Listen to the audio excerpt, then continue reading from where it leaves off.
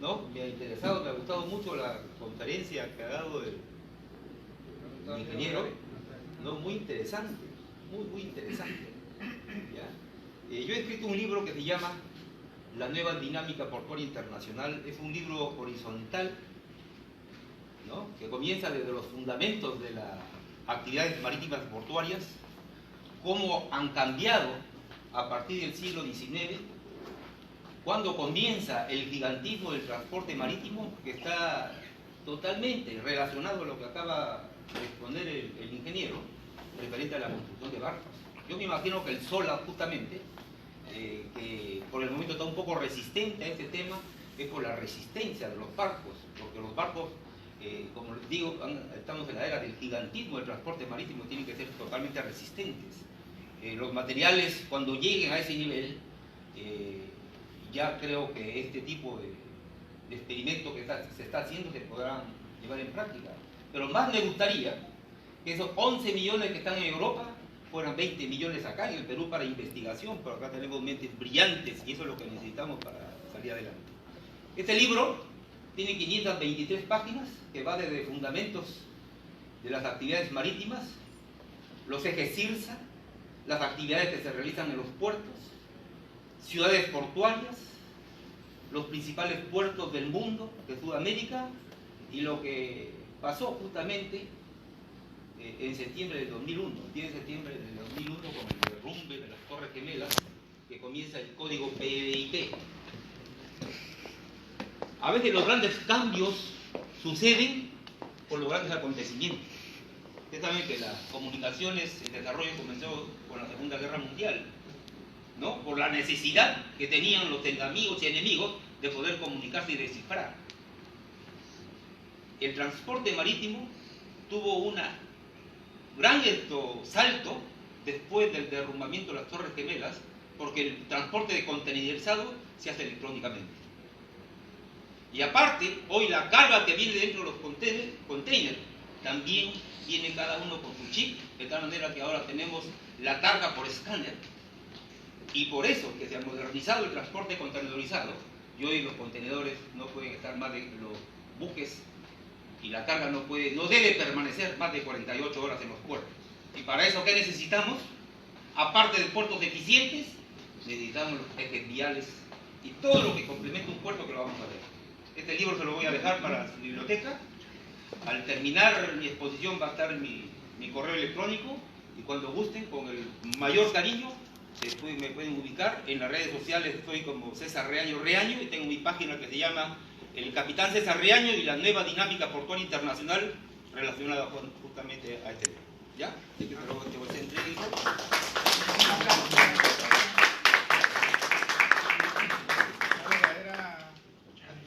Creo que para todos nosotros este libro se... Claro, por favor. ¿Listo?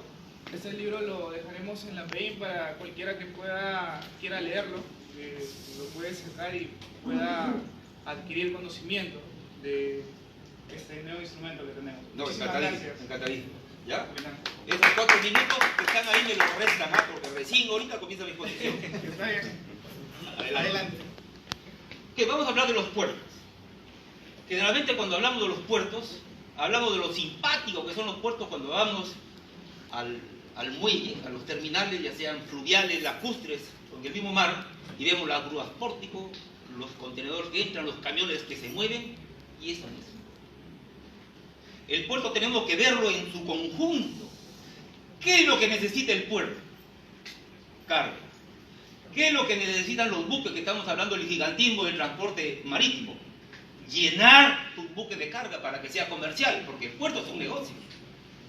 Y para llenar su carga, ¿qué es lo que necesitamos? Industria. Y para la industria necesitamos diferentes espacios, que las vías de comunicación lleguen hasta los mismos centros de producción, y ver de qué forma hacemos la industria, la zona de actividad logística, que son ahora donde se almacenan las cargas, donde se etiquetan, se embalsan, etcétera, etcétera, para poder acomodarlas y después llevarlas al buque. De tal manera que eso en su conjunto, vamos a ver. Adelante, por favor. De tal manera que así eran los puertos hasta la década del 50, ¿no? Buques pequeños, buques de transporte regular, de carga general, saco por saco, bolsa por bolsa, y se ponían así en el muelle que parecía la parada. Así era antes del transporte marítimo. Seguimos avanzando, ¿no? Aquí tenemos algunos puertos actuales, ¿no? Este es el puerto de Paita, por ejemplo, ¿no? Y este es Salaberry, si no me equivoco. Seguimos avanzando. ¿Cuándo comienza la transformación del transporte marítimo? Justamente en 1956, cuando Malcolm McLean descubre el contenedor después de 20 años de estudio, porque él era un transportista terrestre, compra la empresa Sealand de transporte marítimo y se interesa por hacer las operaciones mucho más rápidas, y comienza el contenedor. Él transporta los primeros 50 contenedores de Newark, New Jersey, hacia Houston, pero como no había buques contenedores, transforma una barcaza de transporte de petróleo en transporte de contenedores, y ahí comienza el gran avance del mundo. Ojo, el contenedor, como vamos a ver, trae otras cosas más. Avanzamos, por favor, ¿no? Entonces, hasta la década del 60, así eran los barcos, pequeños, ¿no? Seguimos avanzando para... tenemos unos videos, ¿no? Del 60 al 80 comienza una modernización tímida. Vemos algunos buques que transportan 200 contenedores.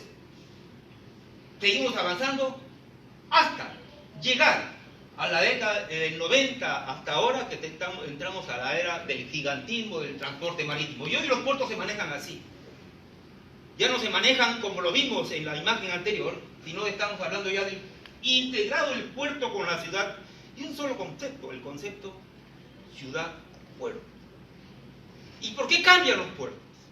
¿Por qué cambian con la modernización del contenedor? Porque las operaciones son mucho más rápidas. Por ejemplo, por darles un ejemplo, en Hong Kong un buque portacontenedores no puede estar más de 10 horas. Y un buque de carga general, 24 horas. Eso no quiere decir que si se queda 2 días, 3 días, una semana, como era antes, el buque no paga, el buque sigue pagando. Pero al operador del puerto, ¿qué le interesa? ¿Qué le conviene?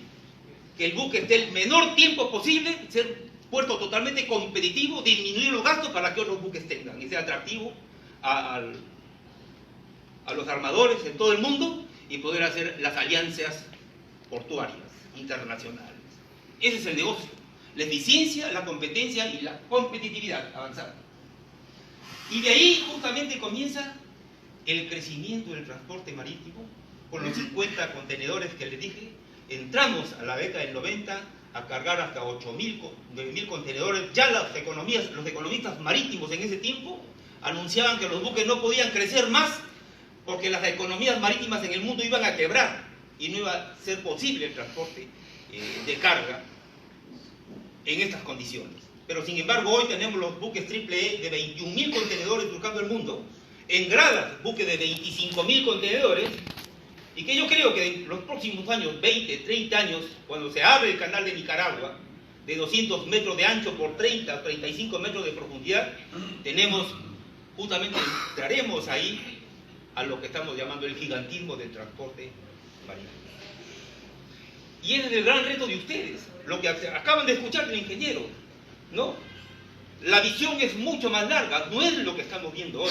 Ustedes tienen que empezar en un futuro y ser competentes y competitivos. Yo llamo siempre a estas profesiones técnicas que tienen ustedes como ingenieros, que la ciencia, para desarrollar, tiene que venir acompañada ¿de qué? Del arte.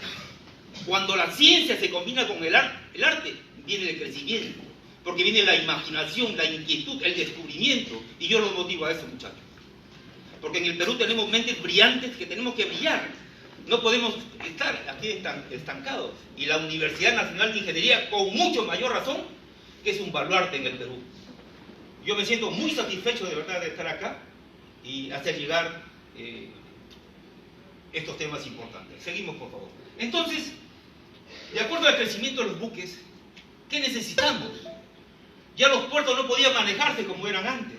Ya comienzan los puertos de transbordo, que llamamos los puertos hub, y que acá en el Perú le llamamos los megapuertos.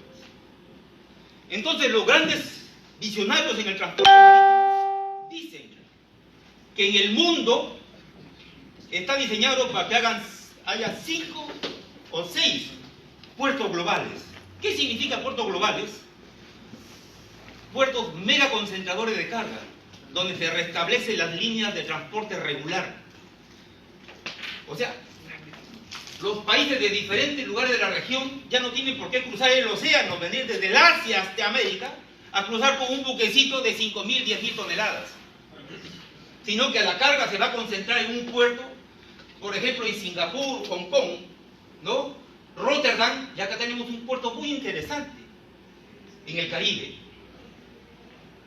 ¿no? Que puede ser Freeport, las Bahamas, un gran puerto concentrador. ¿Qué pasa? Imagínense que la carga que viene de Europa se concentra acá, ya no tiene por qué llevarla a Estados Unidos ni a Canadá, etc. Y de acá en buques pequeños se comienza a repartir y los costos totalmente disminuyen. En esa visión de crecimiento tenemos a Panamá como un puerto subregional, no un puerto global, y al Callao, no los peruanos, sino los economistas, los grandes manejadores de transporte marítimo y portuario, lo ven al Callao como un puerto subregional. ¿Qué significa eso? Que lo ven que concentre la carga de Ecuador, Bolivia, Chile y parte de Brasil, para que esa carga salga de este puerto hacia el Asia. Y esa es la visión que nosotros tenemos que despertar.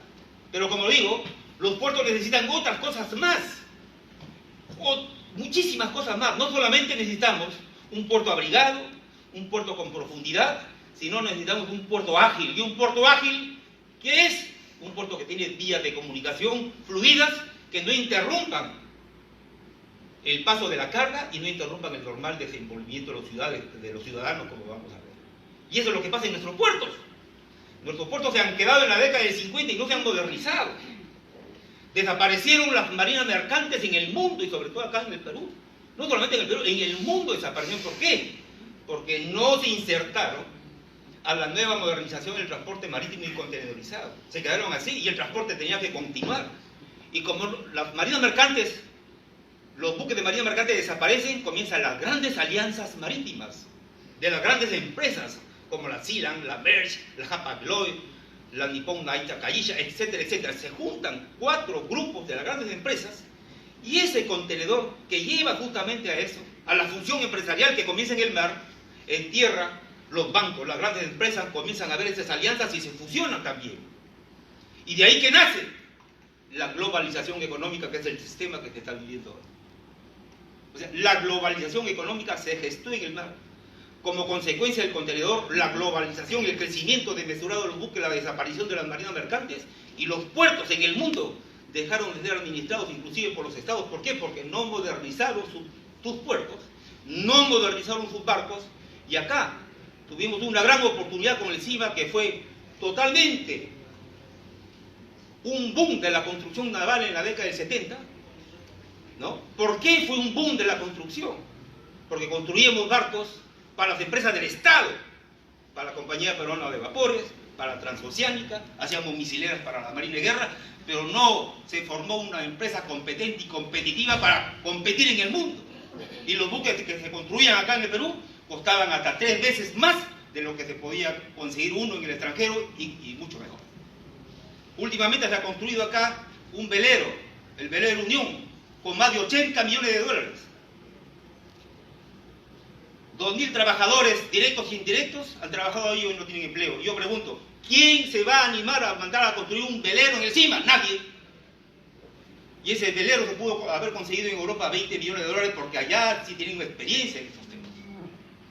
Entonces el CIMA perdió esa gran oportunidad porque no se insertó en el mercado en ser una empresa competente y competitiva, y 7.000 trabajadores directos e indirectos quedaron fuera. De tal manera que las empresas, cuando se habla de empresa, es una empresa para hacer negocios, para hacer dinero, y esa plata del Estado tiene que entrar al Estado para poder llegar a todos y que haya la paz social, porque nadie sin plata en el bolsillo va a sentirse feliz.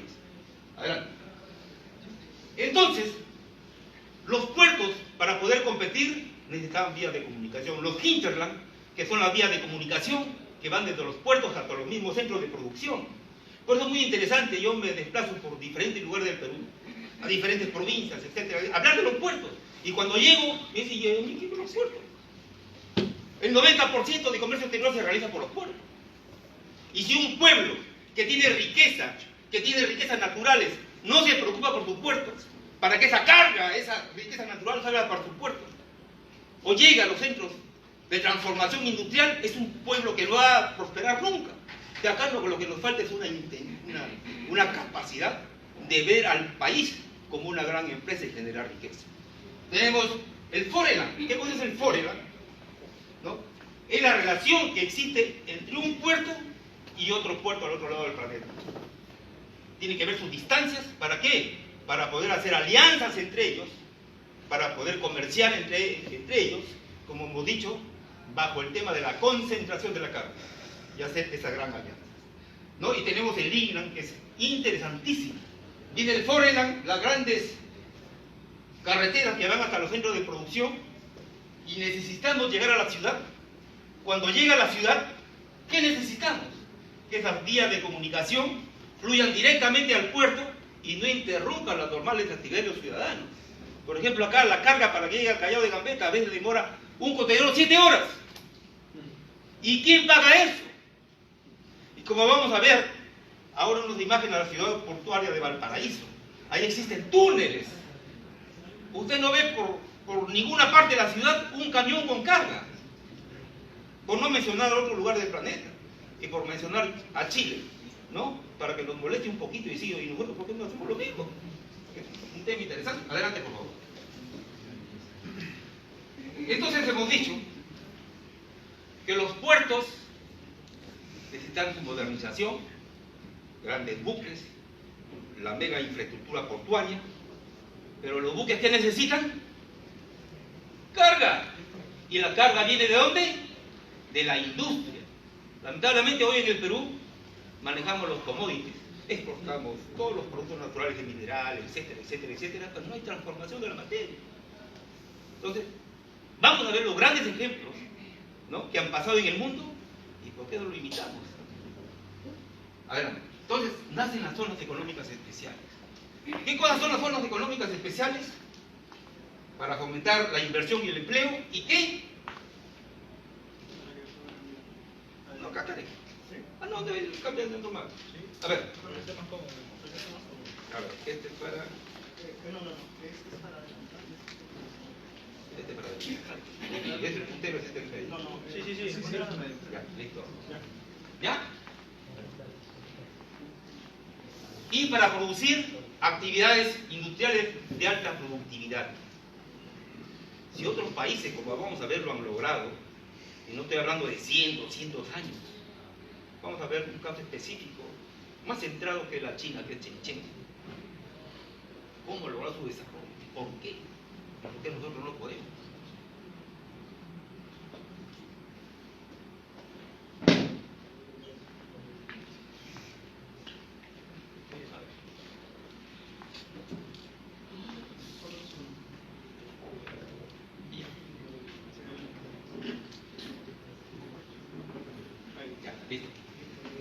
¿Qué son las zonas económicas especiales? ¿No? Son espacios comerciales, es como una zona extraterritorial en su propio territorio, con facilidades económicas totalmente distintas a la inversión extranjera, que se llama la IED, Inversión Económica Directa, ¿no? Son unidades administrativas que pueden extenderse en una provincia, en parte de la provincia, en una región o en una macro región. ¿Para qué? Para transformar sus recursos naturales, ¿no?, y propender a un desarrollo equilibrado. Y un ejemplo, ojo, de desarrollo equilibrado lo vamos a ver justamente en la China. Porque antes de la China, con Mao Zedong, él aspiraba a la igualdad. Toda la China tiene que ser igual. Todos tienen que ganar igual. Y la igualdad no existe de nada. Ni nuestro ADN es igual. No existe igualdad. Nuestras capacidades son diferentes. Y en el negocio también no puede haber igualdad. Hasta que llega Deng Xiaoping y cambia totalmente la estructura de la China. Y hoy vemos que es la China. Y eso es lo que vamos a analizar. tiene tres objetivos. Uno, proveer información técnica de cómo están los avances en el mundo, ¿no?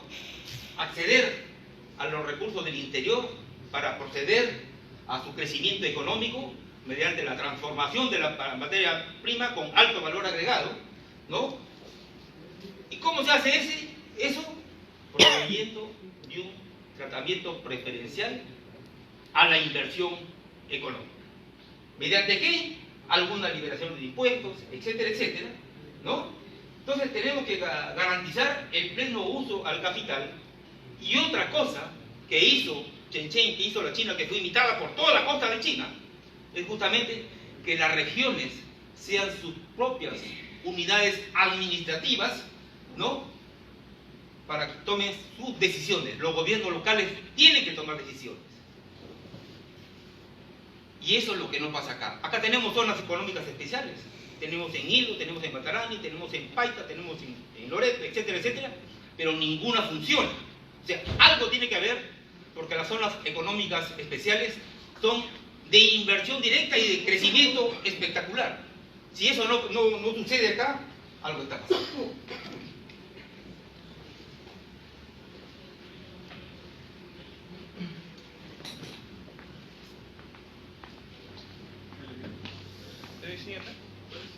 Ya. El éxito de estas medidas económicas tiene que ser inmediato, ¿no? Y eso se nota a través de los flujos de inversión, ¿no? Si usted crea esas normas, hace una zona económica especial y no ve inversión, algo está mal. Y tiene que modificar inmediatamente su entorno, ¿no? Promoviendo el desarrollo tecnológico industrial de alta tecnología y de valor agregado. Y eso es lo que nos falta.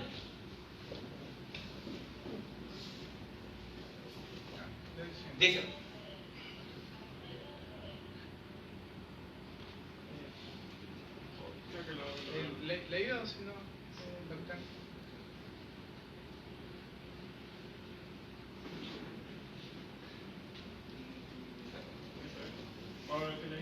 ¿Yo leí? Sí. ¿Leí atrás? Sí, adelante, una más adelante. ¿Ahí? ¿Esa? No, una atrás. No, su factor es triple. Proveer información del exterior, cómo está la modernización, qué pasa en el mundo. Lamentablemente acá nos llegan las noticias después de 50 años. Tenemos que ser informados, y no solamente de la tecnología, sino de los procesos administrativos. Ya les comenté que justamente como consecuencia de los atentados terroristas, hoy los contenedores llevan su chip electrónico, y a raíz de eso, justamente la carga no debe permanecer 48 horas en los puertos. Tenemos ese tema, ¿cierto? Un tratamiento preferencial, etcétera, etcétera. Avanzamos, por favor. La otra, la que sigue, ¿no? Desempeñan un papel dual, como ventanas de atracción a la inversión, la transformación de la materia prima e insertarnos en el comercio exterior. Y la otra como radiadores, justamente ahí. ¿Por qué? Todas las materias primas van a llegar del interior. Llegan a la costa, se hace la gran industria, el Estado recibe el dinero y de ahí con ese dinero, como radiadores, fluye al interior para que esas regiones de donde vienen esas materias primas también salgan adelante y progresen. Porque si vamos, la industria no puede ir hasta donde están ellos. ¿Por qué? Porque la transformación de la materia va a estar más lejos de los puertos y porque de repente se tiene que desarrollar algún tipo de infraestructura que no va a ser mucho más costoso transportarla hacia los barcos. De tal manera que allí justamente se necesitan las vías ferroviarias para el transporte de la materia prima a estos grandes centros industriales y transformarlos. Adelante, por favor.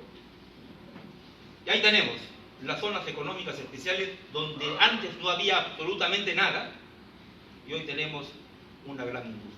Pero para que haya esta gran industria, el Estado justamente que tiene que ser el facilitador, ¿qué es lo que tiene que hacer? Proveer de grandes áreas. Esas grandes áreas tienen que tener ejes viales totalmente fluidos, cerca a los puertos, cerca a la zona de actividad de logística, con sistemas de comunicaciones modernos, agua, desagüe, etcétera, etcétera, y tener un solo administrador. El tema va cuando se quiere hacer una zona comercial, como lo que hoy se dice que se ha hecho un parque industrial en Villa María del Triunfo, y usted va en ese parque industrial, encuentra hoteles, encuentra comedores, y eso no puede ser industria, eso es una irresponsabilidad.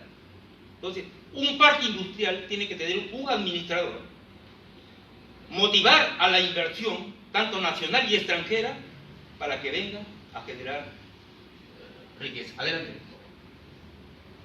Establece un sistema industrial de valor agregado abierto al mundo. Transforma las regiones productivas de bajo valor en regiones industriales especializadas para generar riqueza para sus regiones y para el Estado. Esa es la gran visión de una zona económica especial.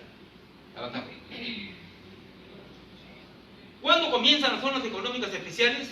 En 1959 en Irlanda, en 1960 es replicada por Singapur. Miren cómo es Singapur hoy.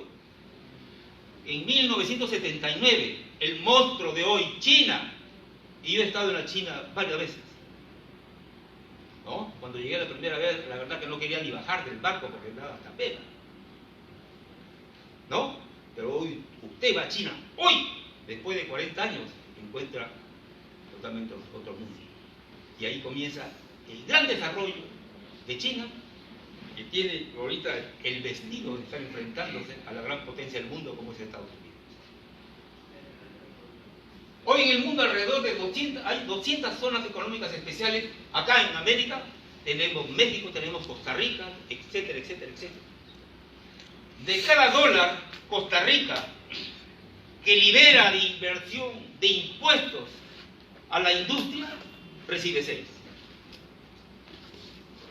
Aproximadamente 6.000 millones de dólares anuales recibe Costa Rica por el sistema.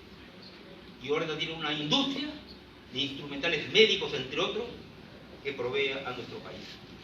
Y Costa Rica no tiene pues oro, no tiene cobre, no tiene absolutamente nada. Solamente tiene algunos peces espadas ahí para hacer ceviche y no hay más. Avanzamos, por favor. De tal manera que en 1979 Deng Xiaoping tiene esa visión. Y ahí lo dejo como tema de investigación. Que investiguen a Chen Chen, que investiguen a Malcolm McLean, etcétera, etcétera, cómo ha comenzado esta transformación, ¿no? Y designa a Chen Chen como la primera zona económica especial. ¿Qué era Chen Chen antes del 79? Una caleta de pescadores con 300 habitantes. Está cerca a Hong Kong. Hoy ha crecido, como vamos a ver, 1.800 veces hasta el 2010. O sea, es una ciudad de más de 12 millones de habitantes en este momento. Chen Chen. No, vamos a seguir viendo. Esto fue todo un gran éxito. Y las grandes empresas de Hong Kong comienzan a mudarse a Shenzhen, que están cerca. Hong Kong y Shenzhen en este momento ya se han construido 6 zonas portuarias entre Shenzhen y Hong Kong, y se espera construir 20 más para unir Hong Kong y Shenzhen como la gran mega obra portuaria líder en el mundo. Ese es en este momento Shenzhen.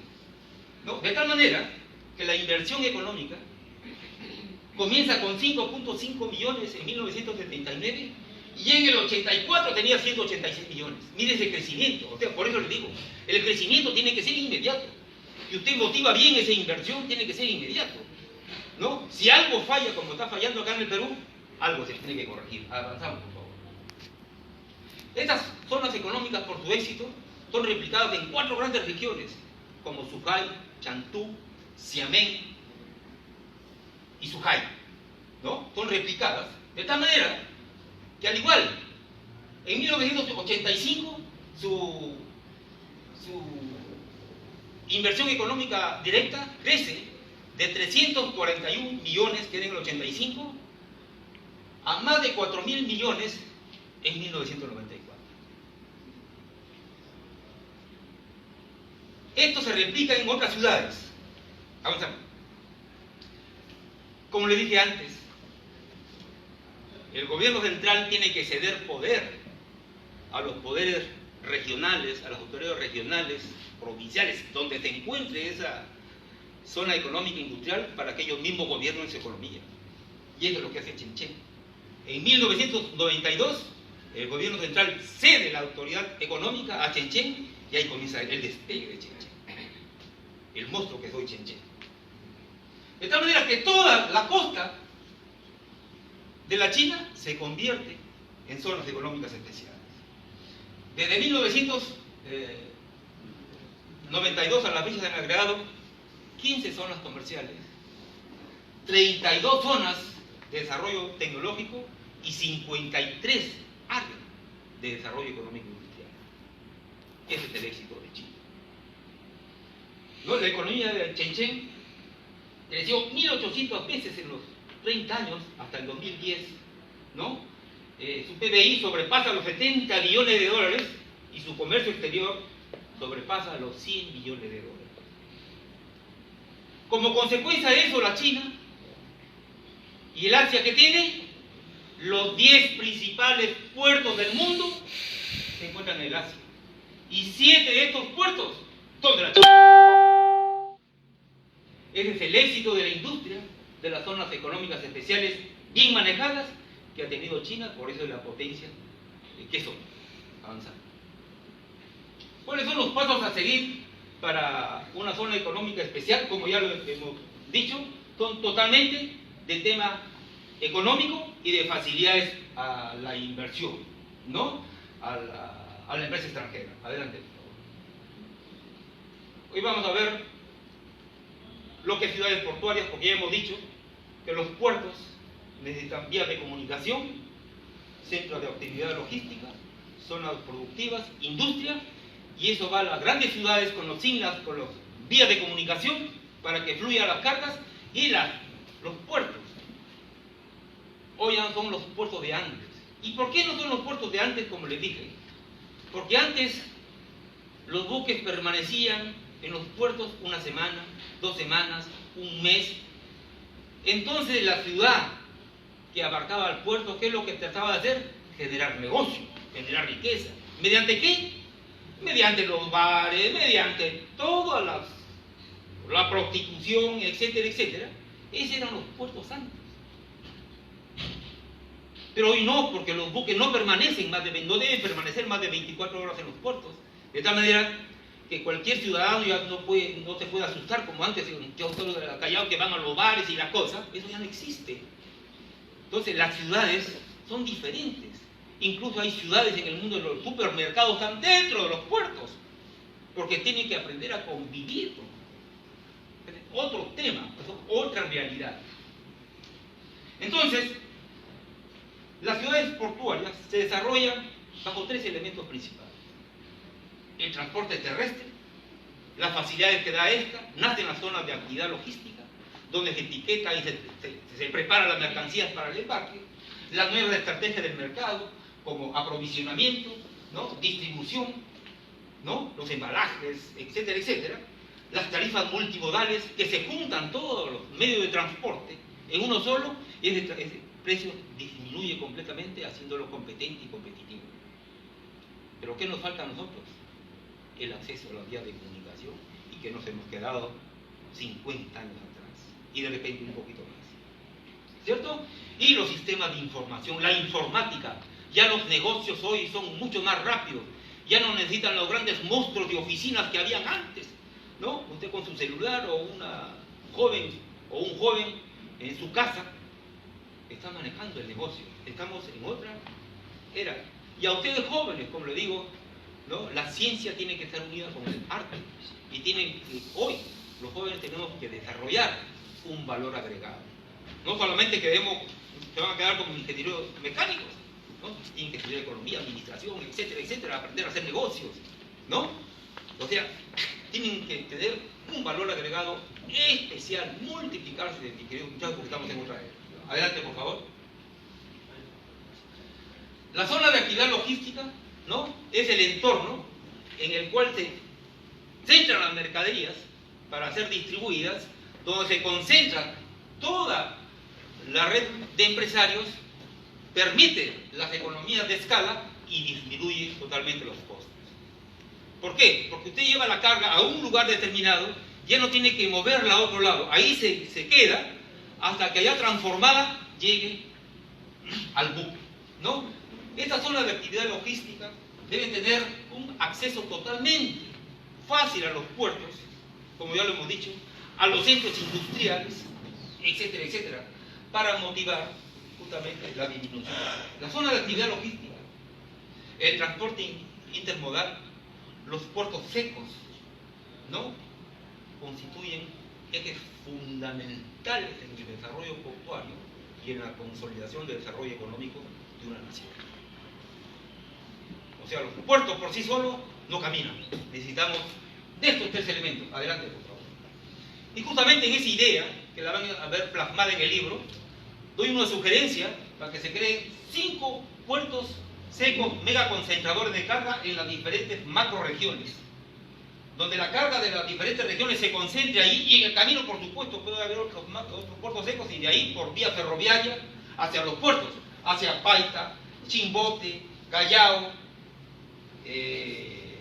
Pisco, El Hilo o Macará.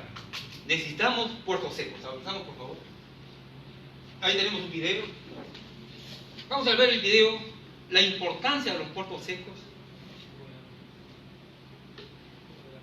Ya, gracias. Los puertos secos, ¿no? Y vamos a ver después Chenchen. Un puerto seco. ¿Qué hace una Chenchen? terminal intermodal interior conectada con una o varias terminales marítimas, con la capacidad de posponer el control aduanero a la entrada en el puerto seco. Esta característica permite agilizar la salida de las mercancías de los puertos hacia su destino final. El objetivo de construir un puerto seco en una región metropolitana es hacer que ésta se transforme en un núcleo de distribución y consolidación de la carga que se recibe, destinada a actividades productivas y de servicios en la propia ciudad o sus alrededores. En todo el mundo, el crecimiento de las ciudades alrededor de los puertos implicó limitar cada vez más los espacios que esos puertos disponían para el manejo de las cargas, acarreando problemas de infraestructura y exigiendo cada vez más recursos para intentar reducir los efectos de esta situación. Con el congestionamiento progresivo de sus accesos viales, los puertos enfrentan toda suerte de desafíos en la lucha por refinar sus servicios sin elevar los costos finales de las mercancías. Un puerto seco abarca todas aquellas facilidades de transporte, servicios y actividades relacionadas con el manejo de la carga en las cercanías, a las afueras de la ciudad y sus alrededores. La definición de las terminales interiores o puertos secos los refiere como una instalación interior de uso común con carácter de autoridad pública, provista de instalaciones fijas que ofrecen sus servicios para el manejo y almacenamiento temporal de cualquier medio de transporte. En resumen, los puertos secos son una proyección de una terminal internacional, una extensión del puerto en sí con vistas a ofrecer un mejor servicio al interior del país. Los patios de almacenamiento contiguos a las áreas de atraque presentan todas las tradicionales restricciones de espacio, movilidad y seguridad. Con la creación de las estaciones aduanales interiores surgió un nuevo concepto de patio, ya que las nuevas áreas de almacenamiento y liberación aduanera, al ser estratégicamente ubicadas fuera de los puertos, confieren velocidad al flujo físico del embarque y desembarque, lo que conlleva no solamente la reducción de costos, sino también al refinamiento y control de las mercancías. La necesidad de ofrecer los servicios de los puertos secos se hace más evidente ante el constante y vertiginoso crecimiento del comercio internacional.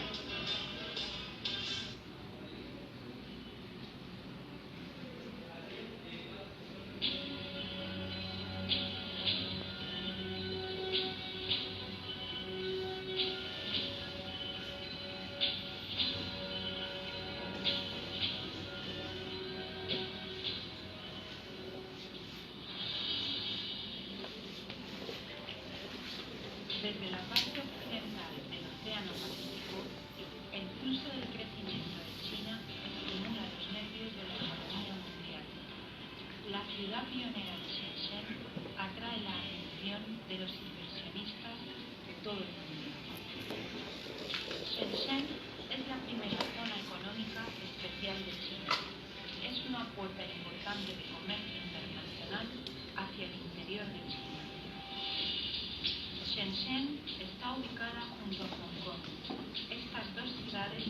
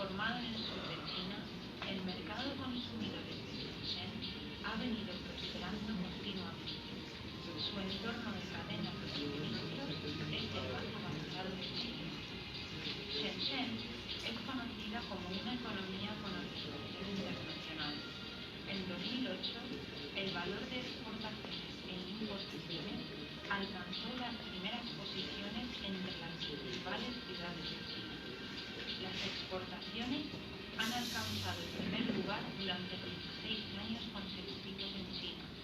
Los productos hechos en Shenzhen han llegado a los mercados de todo el mundo. Shenzhen es el mejor lugar para invertir y compartir el fruto del crecimiento rápido de la economía de China. Ha crecido en una comunidad de territorios globales corporativos.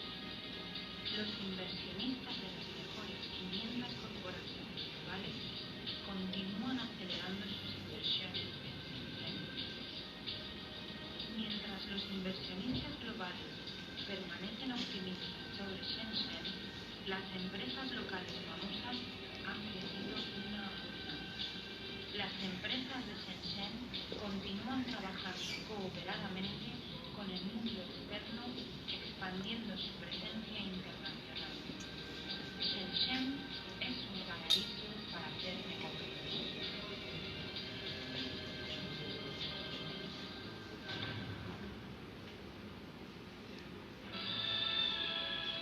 Mientras que otros lugares se conforman con sedes y fábricas mundiales, Shenzhen ya es pionera en estrategias de desarrollo innovador.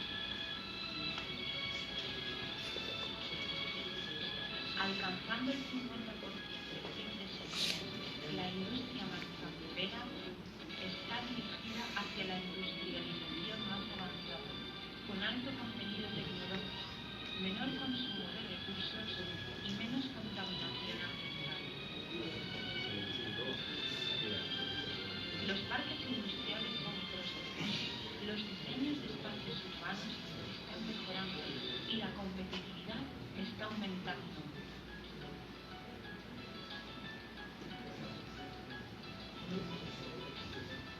Teniendo la innovación como la fuerza impulsora, el sector de alta tecnología de Shenzhen sobresale con 6 industrias principales.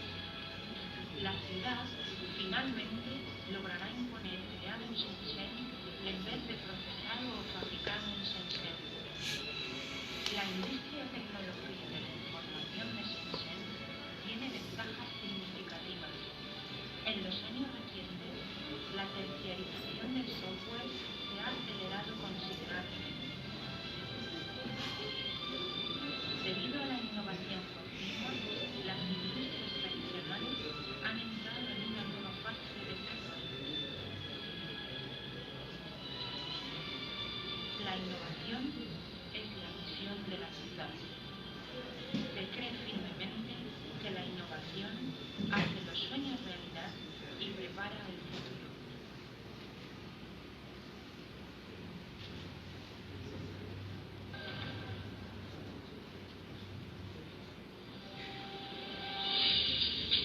Mientras se concentra en las industrias, Shenzhen pone especial atención al desarrollo de los servicios diversos de apoyo. Shenzhen es la única ciudad portuaria, 3 en 1, transporte marítimo, terrestre y aéreo. Shenzhen tiene una red de transporte conveniente. Su puerto internacional de contenedores está entre los mejores del mundo. La terminal aérea conecta a más de 90 ciudades nacionales e internacionales.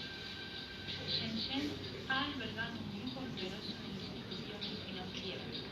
La Bolsa de Valores de Shenzhen es una de las 2 únicas bolsas de valores de China y su segmento de mercado de empresas pequeñas y medianas es singularmente atractivo. Con acuerdos de cooperación económica entre Shenzhen y Hong Kong, Shenzhen está estableciendo servicios de gestión para las operaciones financieras de Hong Kong. Shenzhen disfruta del poder legislativo de las cámaras especiales, con lo cual garantiza una atmósfera honesta de mercado. Sus departamentos gubernamentales practican administración científica de normas y ofrecen servicios efectivos a los inversionistas.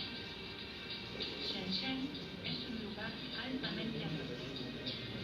Un gran número de especialistas sobresalientes y trabajadores altamente cualificados se han establecido aquí. El desarrollo social de todos los rangos de Shenzhen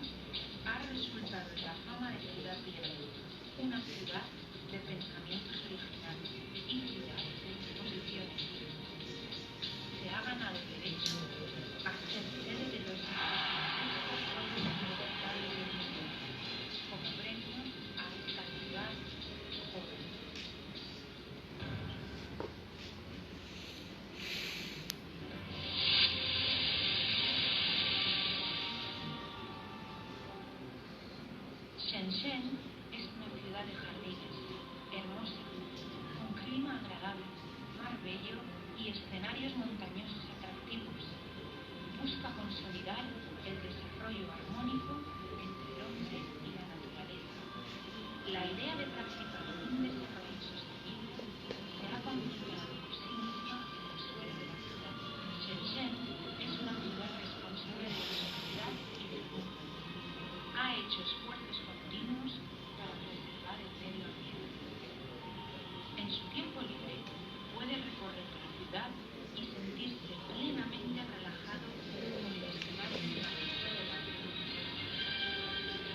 La proximidad a Hong Kong y el acceso a China continental ha hecho de Shenzhen un lugar económico y acuático. La cultura inmigrante ha suministrado una plataforma privilegiada para establecer negocios. Aquí puede encontrar innumerables oportunidades esperanzas. Bienvenido a esta ciudad innovadora. No hay distancia entre Shenzhen y el mundo.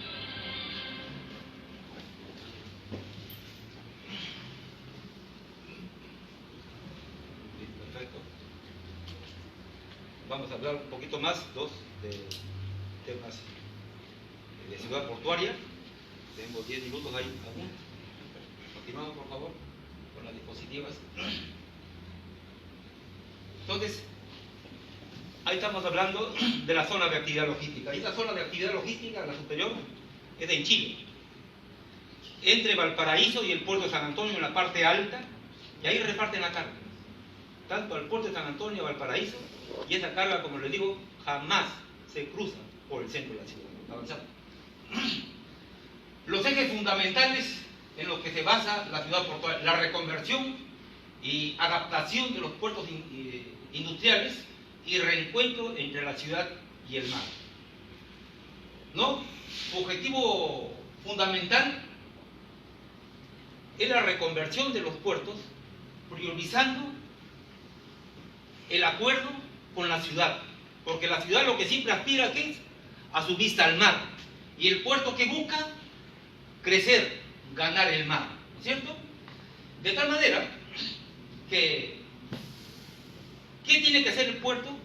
Readaptar las zonas económicas obsoletas, como las que tenemos no solamente en el Callao, en todos los puertos del Perú, ¿no es cierto? Transformar la industria antigua en industria moderna y crear una industria moderna con mucho valor agregado para que genere puestos de trabajo a los ciudadanos y no estén haciendo huelga. Avanzamos, por favor, ¿no? El puerto y la ciudad necesitan conversar, necesitan una relación directa, estar sentados, y para eso, ¿qué tiene que haber? Una comisión entre las autoridades y las diferentes representantes de la ciudad, ¿no? Los beneficios que el puerto proporciona a la ciudad son de tipo económico y social, y el puerto se beneficia, ¿qué? Económicamente. Por eso ambos tienen que conversar, y como le dije, los problemas generalmente están dados de crecimiento del puerto y la invasión del puerto hacia los límites que la ciudad realmente quiere para su entretenimiento. Esto, por ejemplo, tenemos mucho acá en los puertos del Perú y en el Callao, que eso se tiene que reconvertir. Estas ciudades no van hoy. Estamos en otro siglo y eso tenemos que ser conscientes. Avanzamos. Estas son las ciudades puerto modernas, con las vías de comunicación que ingresan hasta el mismo puerto y no interrumpen a nadie. Avanzamos. Debe tenerse en cuenta que impedir el crecimiento del puerto en armonía con la ciudad, que es la que genera desarrollo, paz social y trabajo, es como matar a la gallina de los huevos de oro. Por eso la ciudad tiene que conversar siempre con el puerto y el puerto tiene que estar abierto a ese diálogo. ¿Avanzamos? ¿No? La existencia de un puerto en la ciudad es determinante para la evolución de esta ciudad. Es una suerte, ¿no? Por ejemplo, el Callao vive del 95% de renta de aduana que viene del puerto y del aeropuerto. Si estos puertos mueren, hoy si vemos el Callao que está horrible, ya será un infierno cuando no tengan ingresos, ¿no? Lamentablemente con los ingresos se van a otro lado a pagar a los de espalda, etcétera, etcétera. ¿No? Tenemos grandes ciudades portuarias, ¿cierto? Valparaíso, Shanghái, etcétera, etcétera, que no interrumpen, son otra cosa. los puertos tienen que estar totalmente relacionados con la ciudad. ¿No? Hay muchísimas cosas que hablar de esto. Avanzamos, por favor. No, conclusión. Para tener una ciudad-puerto y unos puertos modernos, tenemos que modernizar las vías de comunicación rodoviarias, ferroviarias, modernizar los ejes ciudad-puerto, las zonas de actividad logística, crear un valor agregado, ¿no? Que este pacto de medio ambiente, de respeto al medio ambiente, de respeto al ciudadano del puerto, sea realmente entendido también con los ciudadanos y que ese puerto se desarrolle en paz. Avanzamos, por favor. Hoy se fue el... Ahí está. Ahí. ¿No? Muchas gracias. Ahí tienen mi correo electrónico. Cualquier cosa, con el mayor gusto. Muchísimas gracias.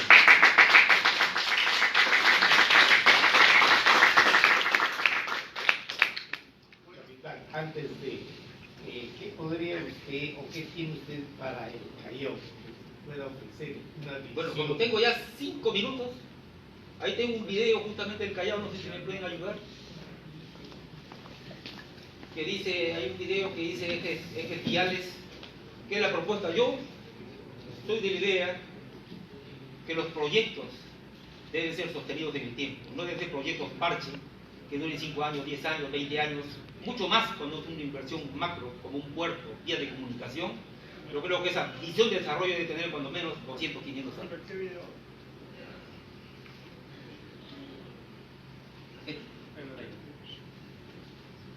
Esta es la propuesta que tengo para el Callao. Desarrollo portuario birregional significativo, tomando en consideración el anunciado tsunami por los geofísicos de Perú y de Estados Unidos.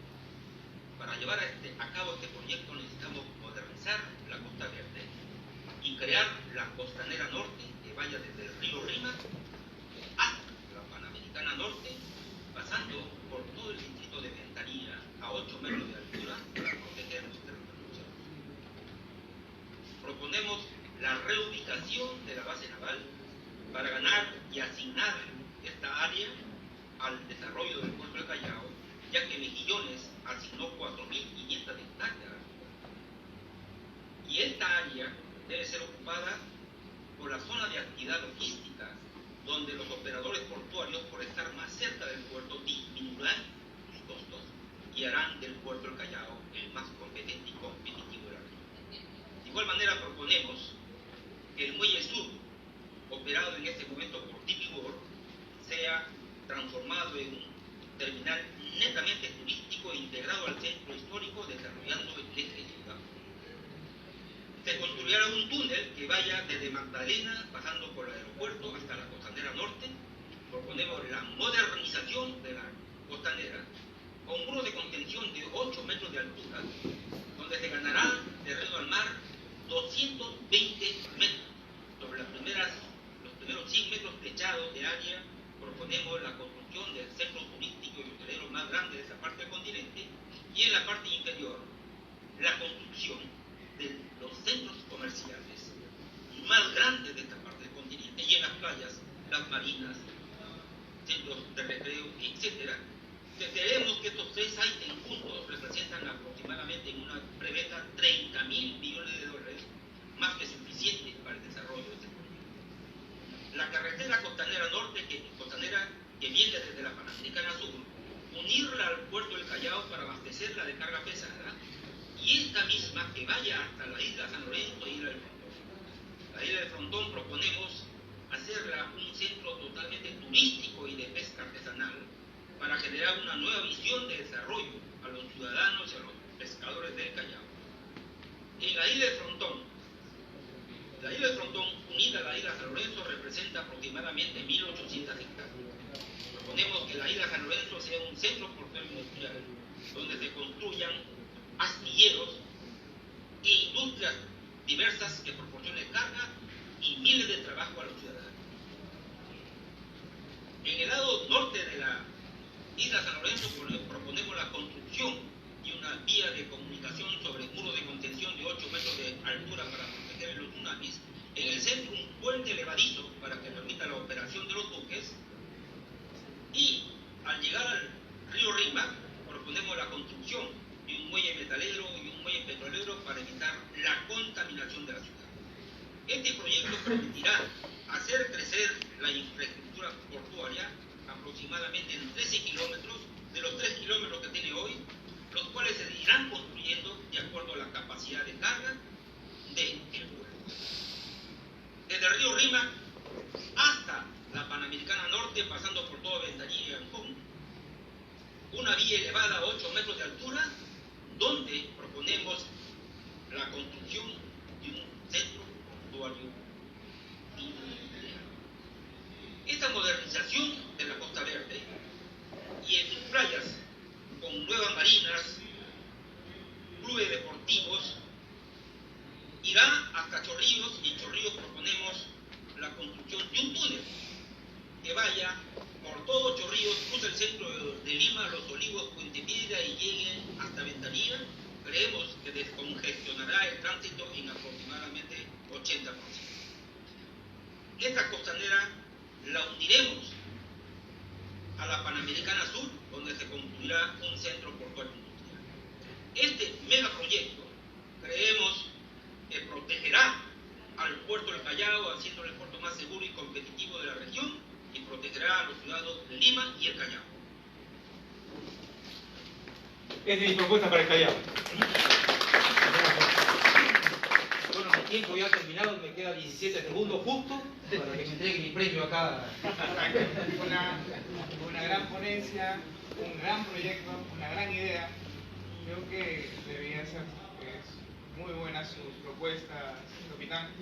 Y un gran honor tenerlo aquí. Le hacemos la entrega de nuestro libro de los 25 años de la carrera, que esto fue el año pasado por las bodas de plata. Se hizo un libro desde nuestro inicio, cómo empezamos a crecer, desde los primeros ingenieros que están aquí hasta la actualidad.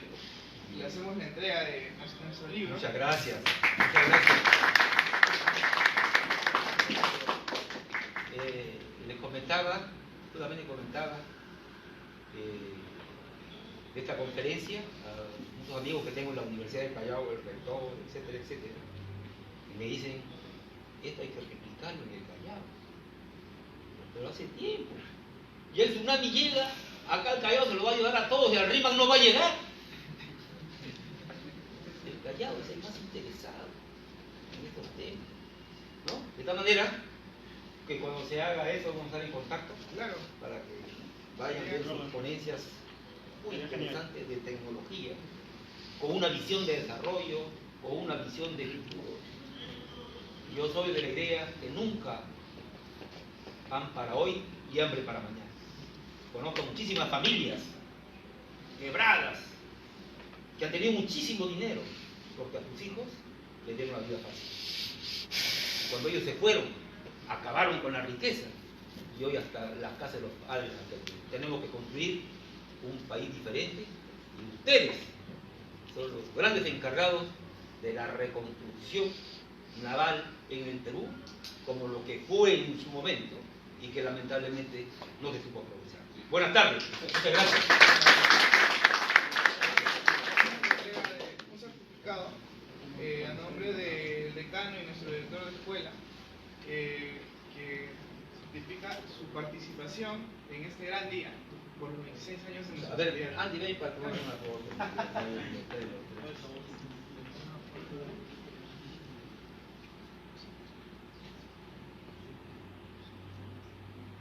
Muchas gracias y cuando gusten estoy a su disposición, muchachos.